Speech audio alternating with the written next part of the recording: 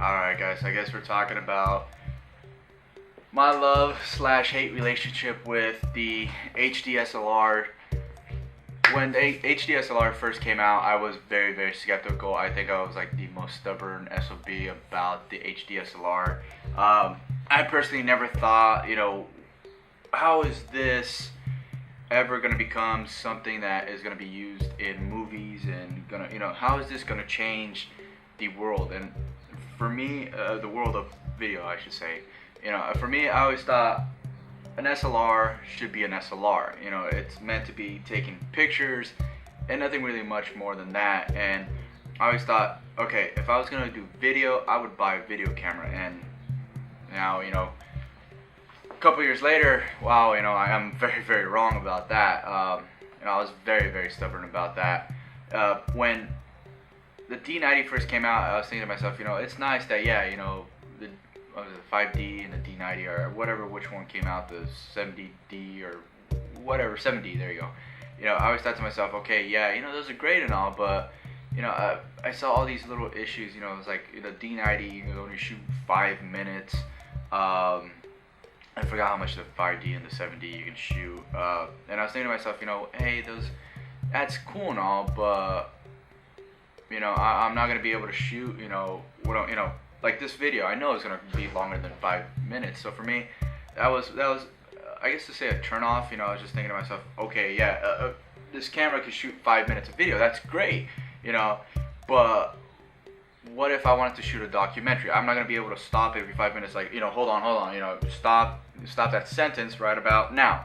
That's my 5 minutes, and wait for the camera to cool off and then go again. I never thought that was, that was a bright idea, and I was very stubborn about that. And I saw, Canon teamed up with Vincent Lefort. He created, I forgot the movie title, and he created that. And I was looking, I was like, all right, this is actually pretty cool. I give Canon and Nikon, credit for, creating something cool. But I personally just thought it was a fad, like flippable. Like this is the 5000. I thought this, like, oh, this little screen right here was just like a little fad. I never thought it was something that was gonna stick. Like a little screen. And I had so much. I was nitpicked every little thing about video. Oh, there's no mic inputs. There's the 5 minute thing. Oh, it's only 720p. I was just going at it, just trying to bash on these little cameras, and honestly, I was always thinking, I was like, if I'm gonna get into video, I'm gonna buy the red one, and I really never thought about it. The only benefit I thought of was like, okay, you could get into video for $2,000. That's cool. Where the red one was $18,000. I think it is still $18,000, and I never thought to myself, I was like, dude, that shoots 4K. That's a proper video camera. Where these, you're shooting 1080p or 720, at 30 frames a second at most, or something like that. Just something ridiculous. I was just trying to nitpick at it, just wanting to hate this. And now I'm shooting on a D7000, and I have the 5000 in my hand, and I think to myself, what was my turning point? Besides this camera, the reason I own the 5000 is I used to do web videos, like funny web videos on YouTube, and I never thought to myself, hey, I'm gonna, be into videos, and that's my YouTube. I guess my YouTube career really is what started everything, and I think that, this camera, I shot a green screen. This, is white now, but I shot green screen on this. We're pretty much almost the same lighting setup that I have here. And I shot a lot of videos just, with this little camera. And it was a great little camera. I really, that was my turning point. And I honestly think that, it was great to see, Vincent Lefort do it. Chase Jarvis did a video with these SLRs. It's great and all, but I was thinking to myself, this really isn't, not for me. It's never going to turn out. And, I saw an episode of House was shot on the 5D, I don't remember. I'm sorry. I think it is the 5D that first came out with the video, because now this is the 5D Mark II and now the 5D Mark III. But I think my turning point, my point at, I was like, you know, if they came out with something else, you know, that maybe will tie in with these small cameras, you know, these portable cameras, then I think I might be able to love it and get into videos and stuff.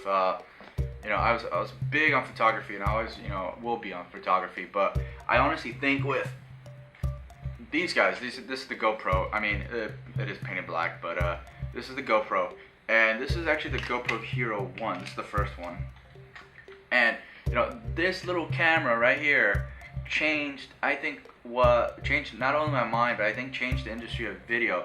This little camera right here can do, you know, you guys can see it. I mean, it's fairly small, you know, and it shoots 1080p at 30 frames, 960p at 30 frames, 720 at 60 and 30 frames, and honestly, it fits in this little housing right here.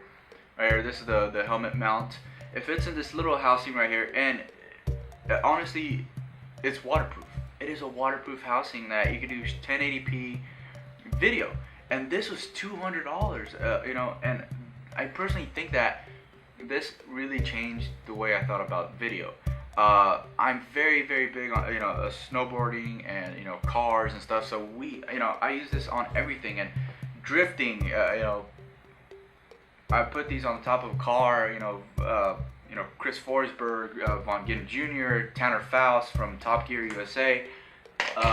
You know, I put them on their cars, and you know, I got to see, you know, this footage that you were never able to get. You were able to get, but on these little bullet cameras or lipstick cameras or whatever they call them, and it was this 480p horrible footage. Now you shot, you know, high definition 1080p 720 at, you know, at 60 frames a second. You got this very nice creamy, you know, images where, you know, you weren't able to in the past. And I honestly think that's, you know, where I started falling in love with video, and I thought to myself, okay, you know, look at the Red One. Yeah, the Red One is great. You know, I love the camera. You know, I shot with the Red One, Scarlett, the Epic. You know, I shot with the Aries, you know, Panavisions. I shot with them all. But I was thinking to myself, okay, those cameras are great, but look at the compact size of everything. Of, you know, this camera. I mean, it's, you know, it's a baby compared to the 7000. But you know, this is great. You know, for me to do a video, and I've shot a lot of videos with this, and I think that was my turning point. It was just seeing what technology came out, and now, as much as I love it, you know, to do video, I hate it now, because now it's my post just became crazy. You know, now you could do this crazy cinematography, and I pretty much had to go from buying not only photo gear to buying video gear. So that's a lot of money right there. So, you know, I never knew that 15mm rods really cost that much. 15-inch millimeter rods, you know, are like $60.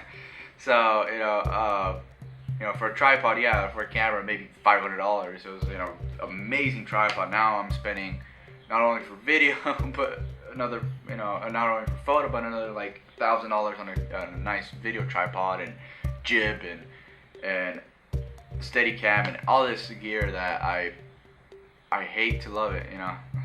Yeah, I love it, but I hate it at the same time. So that's my intro into video, and I just can't wait to see what the future brings, because, you know, Canon came out with their C300 or E300 or whatever they call the camera, and that does 4K video in the size of the Nikon D3 or the 1D Mark III. You know, that's that size, and it's ridiculous that they actually are able to put the technology of 4K video into this. And you know, I shot with the Scarlett not too long ago and the Epic, and it is, you know, this is the size, you know, just a little, you know, it's a little bigger, of course, because of the sensor, but I'm speechless. This is just how they could put 4K video in that little camera now and be able to shoot. And I'm very excited to see what the future holds. And you know, I love seeing what, you know, they have a CES and NAB every year, but you know, I just can't wait. One thing I would just hate to see is photography take a back step to everything. You know, you know, I love to see video. You know, video is becoming like a phenomenon now. You know, you can't You go to a website, you see video there, video there. You know, YouTube is full of people with Vimeo. You know, there's, you know, how many, you know, thousands and millions of websites that do video. So it is nice to see video actually, you know, being produced on this stuff. And I know a lot of people that are actually really good. And I think, you know, their career got built on these little cameras, and it's amazing to see what, you know, people are producing off of these. But I just wish that, you know, photography will stay front runner into everything, and, you know, not be overshadowed by video. So alright guys, I do thank you for listening to my little rant and how my history of video. So take care guys.